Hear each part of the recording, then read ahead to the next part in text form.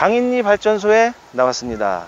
오늘날의 홍대 상권은 용산선의 지선으로 용산역부터 시작해서 이곳 당인리 발전소까지 연결되었던 당일리선 철길을 따라 형성되었습니다.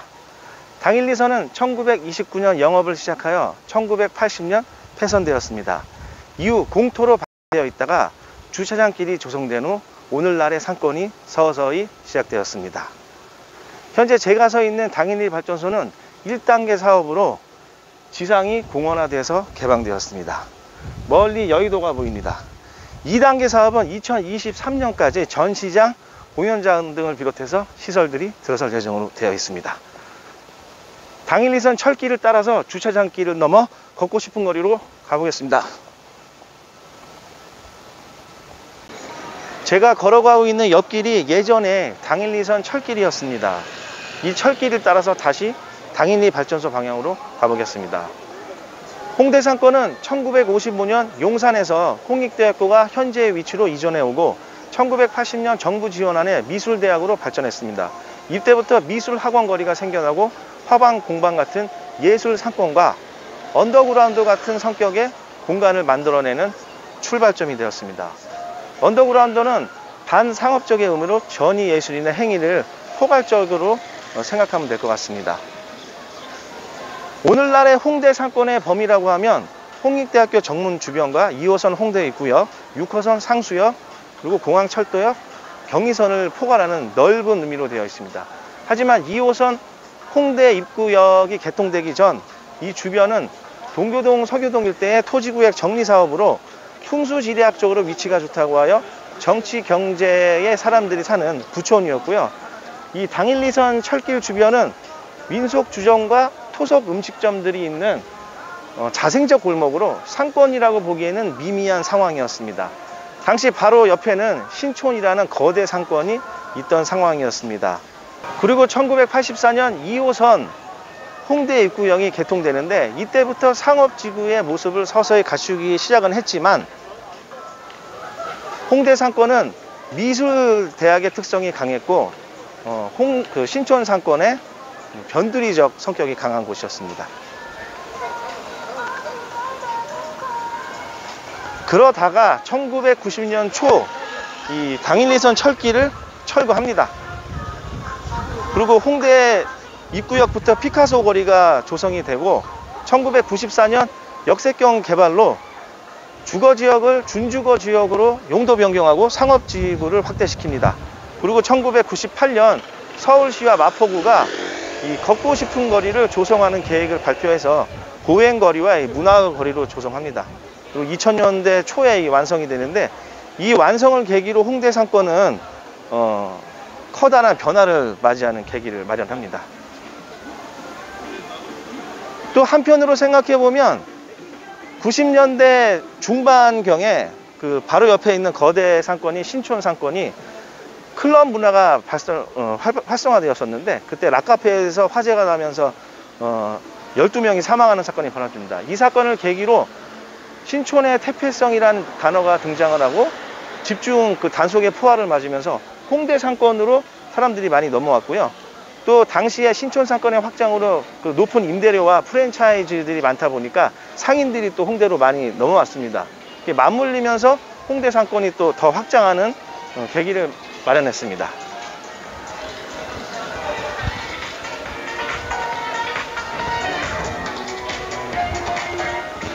그리고 2012년 경에는 그 대기업들의 의류 브랜드가 건물을 전체를 임차하면서 들어오는 형태로 들어왔습니다.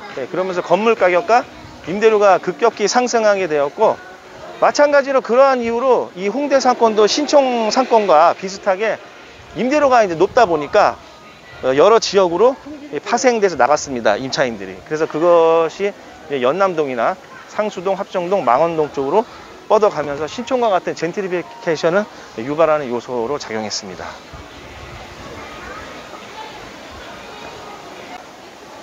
제가 홍대 상권을 90년대 초부터 이용해 왔었고 2000년대 초부터는 자영업을 오랫동안 해온 상권이었기 때문에 변화 과정을 계속 잘 봐왔습니다. 이 당일리선 철길을 따라서 형성되었던 그 건물 형태가 그때하고 비교했을 때 몇몇을 제외하고는 큰 틀에서는 그대로 되어 있고요.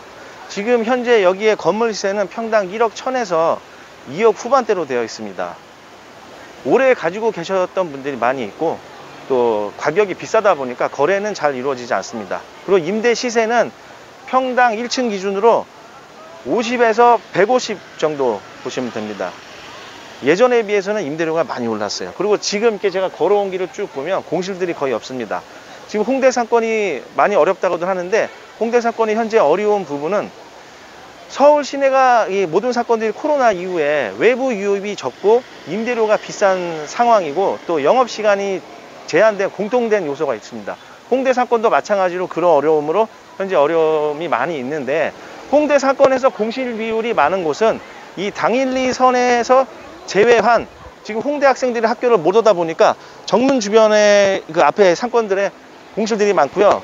스타벅스도 최근에 폐점해서 나갔습니다. 예, 그리고 이 당일리 그 선에서 벗어난 그 골목 안쪽에 현재 공실이 많은 상황입니다.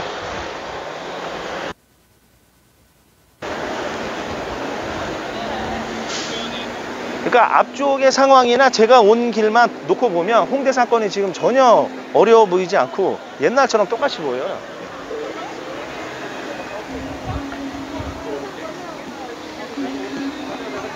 이 당일리선이 예전에 기차가 이렇게 지나갔던 길이었기 때문에 원래 이 건물은 이게 뒷문이고요. 앞문은 저 반대쪽이었어요. 근데 이게 이제 철거가 된 후에 도로를 이렇게 조성하다 보니까 이 앞쪽처럼 보이지만 사실은 이 건물이 뒷길입니다. 그래서 저 맞은편 가면 맞상가로 조그만 골목들에 예전 건물 형태의 매장들이 많이 있습니다. 홍대 상권은 미술이라는 특성이 강한 곳이고 또 그와 관련된 그 예술이 접목되면서 개성이 강한 상권이에요.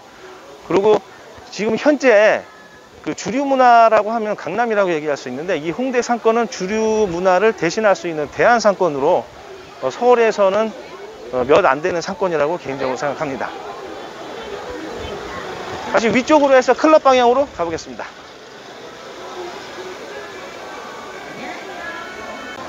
제가 2대 상권에 이어서 신촌 상권, 오늘 홍대 상권 왔는데요. 2대 상권은 보세 우리 매장들이 많이 사라져가고 있고 신촌 상권은 기존에 있던 문화들이 많이 부재되어 있는 상황입니다. 하지만 이 홍대는 제가 걸어온 길을 보았듯이 보세 우리 매장과 문화적인 요소가 아직까지는 남아 있으면서 가고 있는 상권입니다. 또한 오늘 월요일인데도 중고등학생들이 많이 보였어요. 그 앞에도 지금 오고 있는데 이 친구들이 나중에 이 상권을 이끌어갈 수혈층이라고 생각합니다.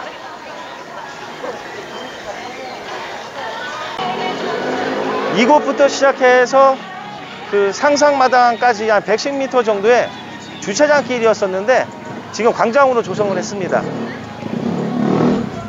현재는 코로나로 해서 일시적으로 멈춰져 있지만 향후에는 공연 등 다양한 컨텐츠를 개최할 계획으로 되어 있습니다. 이 광장 시점에 맞물려서 주변으로 재건축 리모델링 건물들이 몇 개씩 보입니다. 아까 말씀드렸던 걸 이어가면은 홍대 상권의 공실률이 서울 시내에 비교하면 2배가 넘습니다.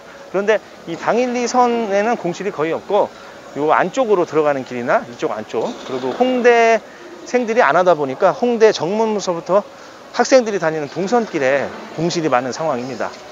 따라서 이 상권을 지금 봤을 때 서울 시내 주요 상권들 중에서 구조적인 문제가 있는 건지 아니면 코로나로 일시적인 문제가 있는 건지를 판단할 필요가 있다고 생각하고요. 좋은 상권 지역의 메인 자리인데 급매로 나온다고 하면은 매수도 고려해 보는 것도 지금이 기회라고 개인적으로 생각하는 부분도 있습니다. 90년대까지 홍대 상권을 생각해 보면 주수요층들이 홍대 학생들과 주변에 있는 젊은 사람들 그리고 직장인 수요가 대부분이었었는데 사람의 유동이 그렇게 많지 않았습니다. 가까이 있는 신촌 상권이 있다 보니까. 그런데 이제 상권이 강력한 꽃을 피우기 위해서는 테마가 필요한데 그것이 홍대는 클럽이었습니다. 클럽이 생기면서 전국적으로 이제 젊은 사람들은 광역 상권으로 발전을 했고 기존의 유흥 상권을 보면 나이트클럽과 룸사롱, 단란주점 같은 게 있는 상태에서 새벽까지 영업을 하고 그와 관련된 업종들이 같이 시너지 효과를 일으켰는데 홍대 역시 클럽으로 인해서 다른 그 종목들이 함께 시너지 효과를 누려왔습니다. 하지만 홍대 클럽 상권이 활성화되면서 기존의 홍대 문화에 반하는 그 퇴폐 문화가 안 좋은 측면의 얘기가 나왔던 건 사실이었고, 그렇게 유지되어 오다가 지금은 코로나가 터지면서 어려운 상황인 건 맞습니다. 그리고 클럽들은 영업을 못하고 있는데, 그거를 대신해 주는 게 현재는 그 포차와 펍이 대신해 주고 있어요. 오늘 월요일 저녁에 지금 8시 50분을 향해서 가고 있는데, 이 삼거리 포차까지 가는 이 양쪽에 포차들이 있어요. 평일인데도 사람들이 많이 있습니다. 주로 이제 젊은 사람들이 많이 있어요. 제가 주말에도 왔었는데 거의 뭐 옛날처럼 사람들이 많고, 코로나 확진자가 늘어나고 있으면서도 인식적인 거 보면 이제 겁을 잘 안 먹는 것 같습니다. 그리고 여기가 10시에 영업이 끝나면 다시 사람들이 나와가지고 공원 쪽으로 가서 또 술을 마셔요.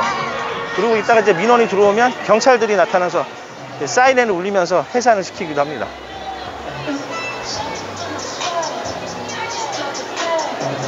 이곳 포차들은 한때는 권리금이 5억에서 10억 정도 했던 곳이에요. 자리도 뭐 안 나오는 그런 상권이었었는데, 지금 이 안쪽도 보시면 지금 사람들이 많이 있고, 이쪽도 마찬가지로. 대부분 연령층들은 20대로 되어 있고요. 이 포차 이런 데는 연령 제한이 30살은 못 들어가는 곳도 있어요.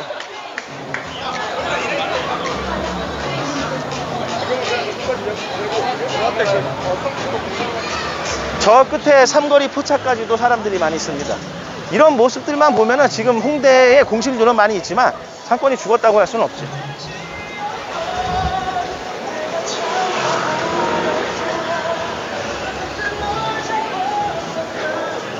홍대 상권은 그 미술이라는 강력한 테마와 음악과 클럽이 절목되면서 언더그라운드 성격이 강한 공간들을 창출하고 지금까지 이어져오는 개성있고 독특한 상권입니다.